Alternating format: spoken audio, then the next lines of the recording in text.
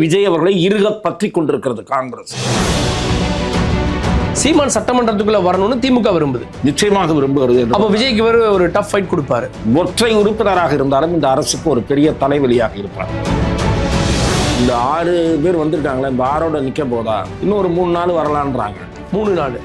So ஒரு 10 பேர் அதிமுக எம்எல்ஏக்கள் ராஜினாமா பண்ணிட்டு இந்த பை எலெக்ஷன் வரும். அது இவங்களுடைய தாவேகா தூய அரசியல் என்று சொல்லிக்கொண்டு அதிமுகவிலிருந்து இப்போது ஆள் பிடிக்கிற வேலையை பார்ப்பது தாவேகாவுக்கு நல்ல பாதையே அல்ல. விடுதலை சிறுத்தைகள் இல்லாத நிலையில் பாட்டாளி மக்கள் கட்சி திமுக அணிக்கு வராது என்பது என்ன நிச்சயம்? SS நியூஸ் நேயர்களுக்கு வணக்கம். தமிழக அரசியல் அடுத்த கட்டத்தை நோக்கி நகர்ந்திருக்கிறது. தாவேகா தன்னுடைய கூட்டணி கட்சிகளை அழைத்து ஒரு கூட்டத்தை நடத்துகிறது. இந்த கூட்டத்தினுடைய முக்கியத்துவம் என்ன? அடுத்து வர இருக்கக்கூடிய இடைத்தேர்தலில் இதே கூட்டணி அப்படின்ற சமிக்கையை வெளிப்படுத்துகிறாரா, திமுக தனித்து விடப்பட்டிருக்கிறது அப்படின்றத காட்டுவதற்கான கூட்டமா அப்படின்ற நிறைய கேள்விகள் இருக்கிறது. நம்மோடு மூத்த பத்திரிகையாளர் திரு துக்ளக் ரமேஷ் அவர்கள் இணைந்திருக்கிறார். சார் வணக்கம். வணக்கம். தாவேகா தேர்தலுக்கு முன்பு அவங்களுக்கு கூட்டணியே கிடையாது, தனித்து போட்டிட்டாங்க. தேர்தலுக்கு அப்புறம் ஆட்டோமேட்டிக்காக கூட்டணி உருவாகி விட்டது. முதல் கூட்டணி கட்சிகளுடைய கூட்டம். இந்த கூட்டம் இதனுடைய முக்கியத்துவம் என்ன சார்? தாவேகா அரசுக்கு ஆதரவளித்த கட்சிகளை தொடர்ந்து தங்களோடு தக்க வைத்துக் கொள்வது என்கிற வியூகத்தை தாவேகா முன்னெடுத்திருக்கிறது. தாவேகா அரசு நீடிப்பதற்கு மந்திரி சபையில் பங்கேற்று 3 கட்சிகள் ஆதரவளித்திருக்கின்றன. மந்திரி சபையில் பங்கேற்காமல் லிட்டரலாக 3 கட்சிகள் என்றாலும் சட்டமன்ற உறுப்பினர்கள் இருக்கக்கூடிய கட்சி 2 கட்சி தான். இந்திய கம்யூனிஸ்டும் மார்க்சிஸ்ட் கம்யூனிஸ்ட் கட்சியும். அரசியல் இயக்கம் என்கிற ரீதியில் மதிமுக தாவேகா அரசுக்கு ஆதரவளிக்கிறது என்றாலும் கூட அவர்களுடைய ஆதரவால் இந்த அரசுக்கு எந்த பயனும் இல்லை. மறுமலர்ச்சி திராவிட முன்னேற்ற கழகத்தினுடைய 2 சட்டமன்ற உறுப்பினர்களும் இன்றைக்கு அந்த கட்சியிலே இல்லை. உதயசூரியன் சின்னத்தின் சார்பில் தேர்ந்தெடுக்கப்பட்டார்கள். ஆகவே அப்போதே அவர்களுக்கு ஒரு தேர்தல் பர்பஸுக்காக ஒரு திமுக கார்டு இருந்திருக்கும். வைகோ அவர்கள் எடுத்த முடிவு என்பது எங்களால் ஏற்றுக்கொள்ள இயலாது என்று சொல்லியிருக்கிறார்கள்.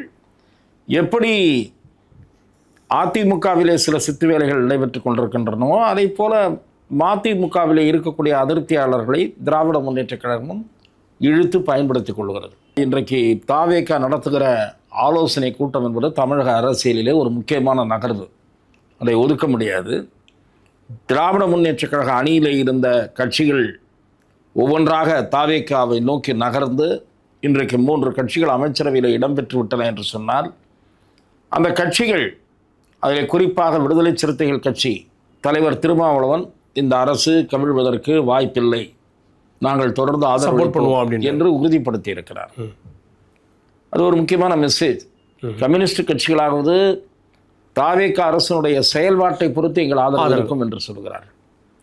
இந்திய கம்யூனிஸ்ட் கட்சியினுடைய செயலாளர் திரு மு வீரபாண்டியன் அவர்கள், மதிப்புக்குரிய முன்னாள் முதலமைச்சர் திரு மு க ஸ்டாலின் எந்த நேரமும் இந்த அரசு கவிழக்கூடிய சூழல் தமிழக அரசியலில் இருக்கிறது என்று சொன்ன ஒரு பொலிட்டிக்கல் மெசேஜ். அது நான் அதுக்கு வாய்ப்பு இருக்கிறதா இல்லையா என்பதை நான் அந்த சப்ஜெக்டுக்குள் போக விரும்பவில்லை.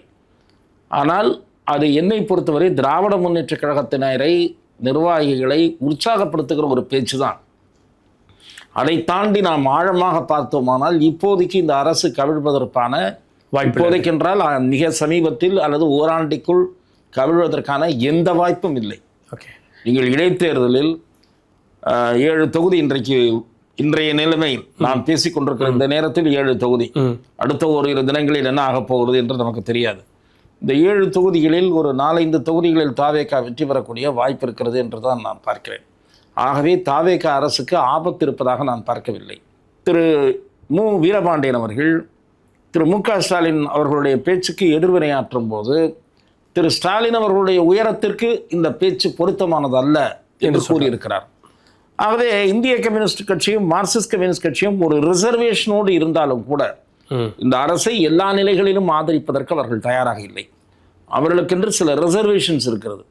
அதுதான் அவர்கள் இந்த கூட்டத்தில் கலந்து கொள்ளாததனுடைய செய்தி. அந்த அரசுக்கு அல்லது அந்த ஆட்சியை நடத்துகிற முதலமைச்சருக்கு நெருடலாகவோ ஒரு சந்தேகமாகவோ இருந்துவிடக்கூடாது என்பதற்காக நேரில் போய் வழங்க இன்றைக்கு ஒரு சந்திப்பை அவர்கள் உருவாக்கி கொண்டிருக்கிறார்கள். அந்த சந்திப்பின் மூலமாக நாங்கள் உங்களோடு தான் இருக்கிறோம்.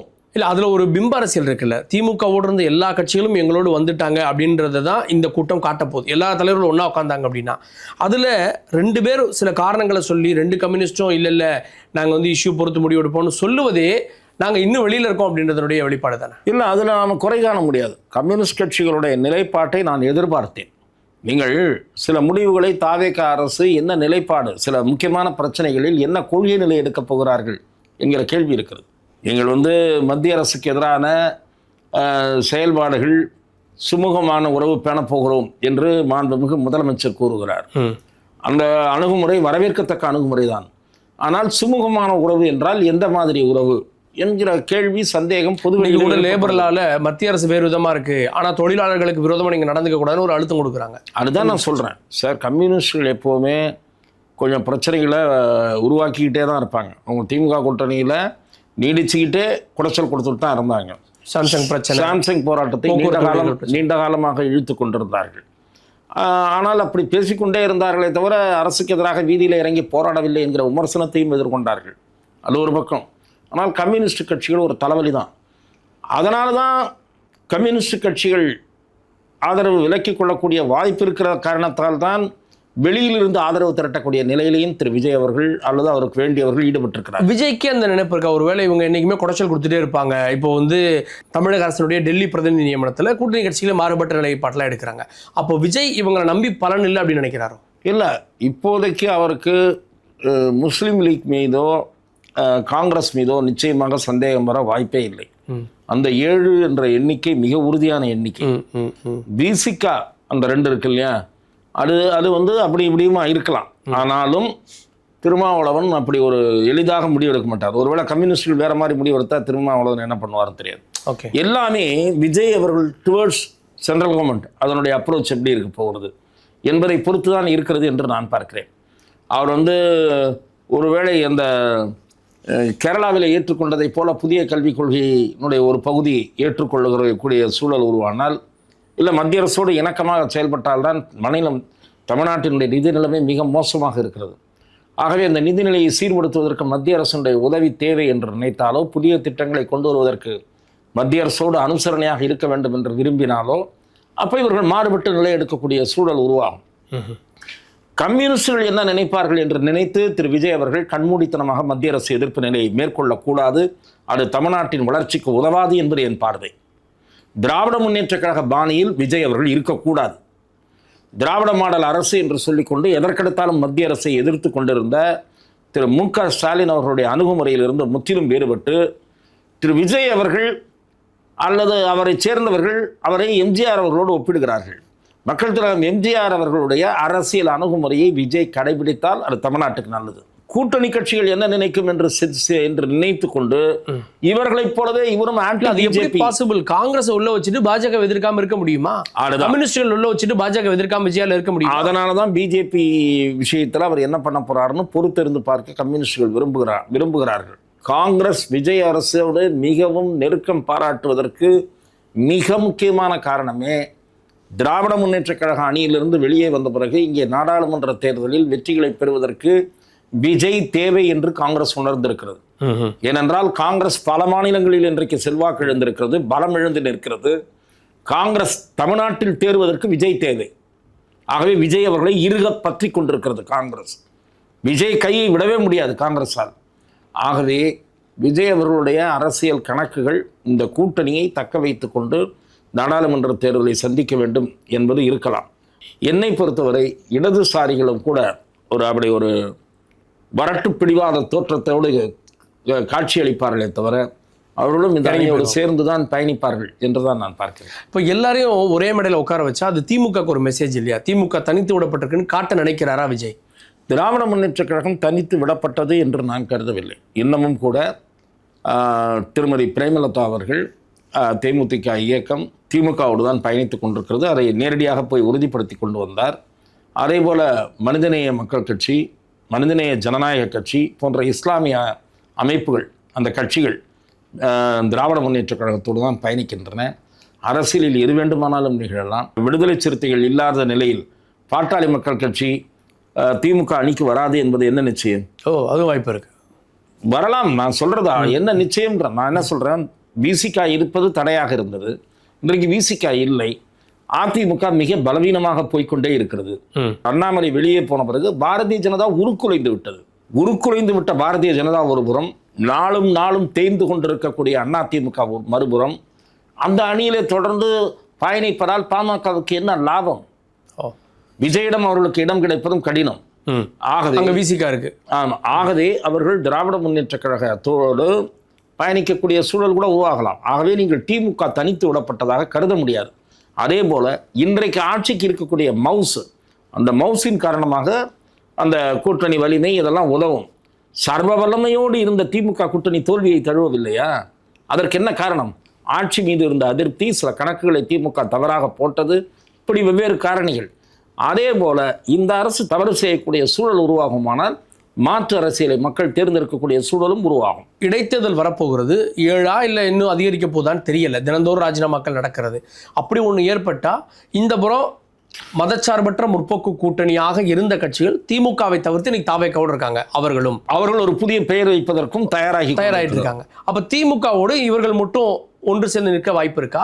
இல்ல பொது வேட்பாளர் அப்படின்னு திமுக சில இடங்கள்லையும் அதிமுக சில இடங்கள்லையும் சீமான் ஒரு இடத்துலையும் அப்படின்றதுக்கான வாய்ப்பு இருக்கு? என்னை பொறுத்தவரை திமுகவும் அதிமுகவும் தனித்தனியாக வேட்பாளர்களை நிறுத்தினால் அது ஒரு விமர்சனத்திற்கு உள்ளாகும். அதாவது ஒரு 3 இடத்துல நின்றுட்டு 3 இடத்துல நிற்கலன்னா. ஆனால் ஒரு தொகுதியில் சீமான் அவர்கள் போட்டியிடுகிற போது அவரை ஆதரிக்கலாம் என்கிற மனநிலை திமுகவுக்கு ஏற்கனவே இருக்கிறது என்று நான் கேள்விப்படுகிறேன். வெளிப்படையான ஆதரவா இல்ல வேட்பாளரை போடாமல் அதிமுகவும் அப்படிப்பட்ட ஒரு முடிவை எடுத்தால் அது புத்திசாலித்தனமான முடிவாக இருக்கும். ஏனென்றால் ஆமா, திரு சீமான் அவர்கள் வலிமையாக தன்னுடைய கருத்துக்களை முன்வைக்கக்கூடியவர்கள்.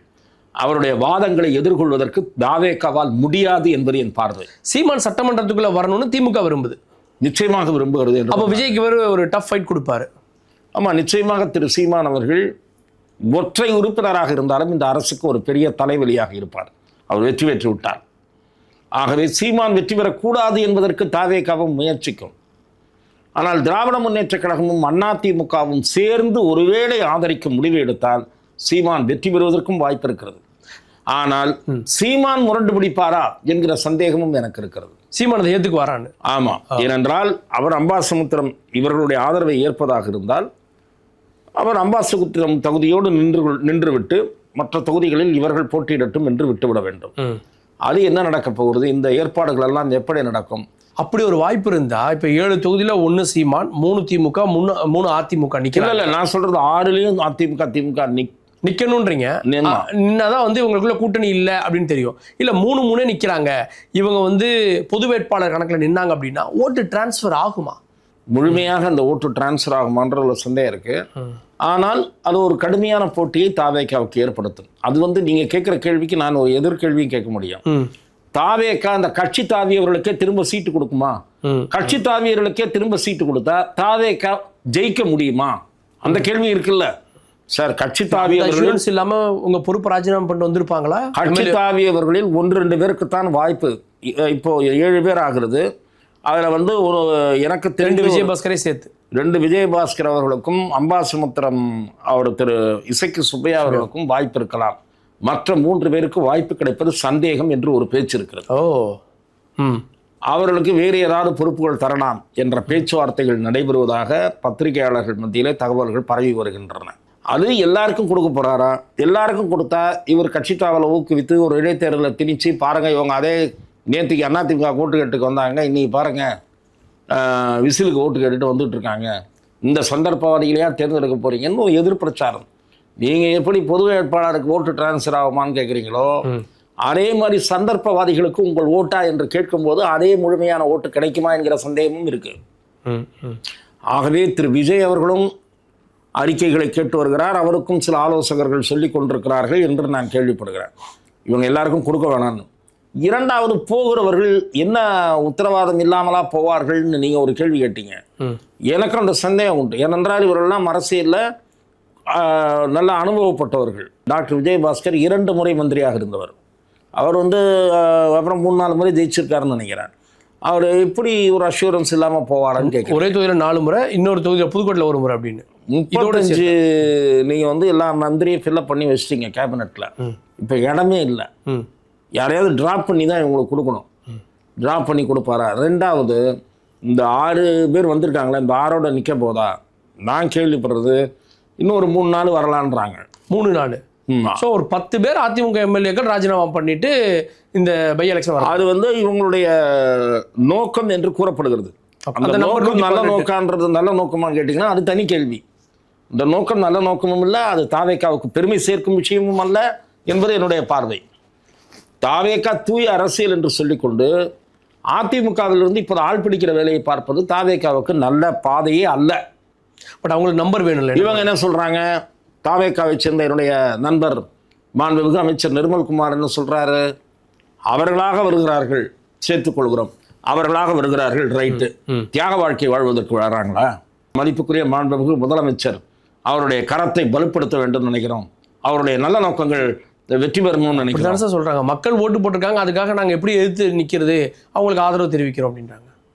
என்ன சொல்லி நீங்கள் யார் சொல்லி எப்படி என்ன சொல்லி ஓட்டு கேட்டு வந்தீங்க, யாரை எதிர்த்து ஓட்டு கேட்டு வந்தீங்க? ஏழைகள் வாழணும்னா ரெட்டையில ஆட்சி பிடிக்கணும்னு ஓட்டு கேட்டு வந்தாங்க. எடப்பாடி அது நம்ம அதற்குள்ள ஆழமாக போக வேண்டாம். அதே வேட்பாளர்களை நிறுத்தினால் அத்தனை பேரும் வெற்றி பெறுவார்களா என்பது சந்தேகம்ன்றனால. அதே வேட்பாளர்களை நிறுத்துவார்களா என்பதிலும் எனக்கு சில தகவல்கள் இருக்கின்றன. அதே வேட்பாளர்களில் சிலருக்கு கிடைக்க வாய்ப்பில்லை என்று நான் கேள்விப்படுகிறேன். சரி, அப்படியே ஒரு சிலருக்கு கிடைக்கலன்னா இனிமே போகணும்னு நினைக்கிறவங்களும் அப்படியே சக்கை திரும்ப நின்றுவாங்கல்ல, அதிமுக இருப்பதுக்கு தானே வாய்ப்பு. வலிமையானவர்களுக்கு கிடைக்கலாம் இல்லையா? டாக்டர் விஜயபாஸ்கர் அந்த தொகுதியை நன்றாக வைத்துக் கொண்டிருக்கிறார். அவருக்கு 60,000க்கும் மேற்பட்ட ஓட்டுகள் லீடிலே ஜெயிச்சிருக்காரு, அதனால அவருக்கு கிடைக்கலாம். அதே போல திரு எஸ்பி வேலுமணி, அவர் போறாரான்னு எனக்கு தெரியாது, வதந்திகள் அடிபட்டு இருக்கு. அவர் நல்ல அந்த தொகுதியில் அந்த வட்டாரத்தில் செல்வாக்கு மிக்கவர், தெரியல. இவரெல்லாம் நாம் பார்க்கணும். திரு சி.வி. சண்முகம் பேர் அடிபடுது, அவரோட சேர்ந்து இன்னொரு எம்எல்ஏ போவாருன்றாங்க. இப்படியெல்லாம் வதந்திகள் இருக்கு. அடுத்த ஒரு வாரத்தில் இந்த மாதிரி காட்சிகள் இருந்தால் இருக்கலாம். ஏனென்றால் இடைத்தேர்தல் அறிவிப்பு வருவதற்குள் நீங்கள் சீக்கிரம் சொல்லுங்கள் என்று தாவேகா தரப்பில் கேட்டிருப்பதாக நான் கேள்விப்படுகிறேன். இடைத்தேர்தல் அறிவிப்பு போறதுக்கு முன்னாடி நீங்க வந்து சேரணும்னா சேர்ந்துருங்க அப்படின்னு சில சமிக்கை கொடுக்கப்பட்டிருக்கு. சில செய்திகள் தகவல்கள் பரிமாறப்பட்டிருப்பதாக நான் அறிகிறேன். எடப்பாடி பழனிசாமியினுடைய பிடிவாத போக்கின் காரணமாக அந்த கட்சி பாழடைந்து கொண்டிருக்கிறது. 10 கோடி 20 கோடி செலவு பண்ணிட்டு இப்போ நீ 5 கோடி செலவு பண்ணன்ற 10 கோடி தரேன்னா 2-3 பேர் மாறக்கூடிய சூழல் உருவாகும். யாரும் செலவு பண்ணாமையே 100க்கு 100 பேர் வெற்றி பெற்றிருக்காங்க. தாவேகா உடைவதற்கு வாய்ப்பே இல்லை என்று தான் நான் நினைக்கிறேன்.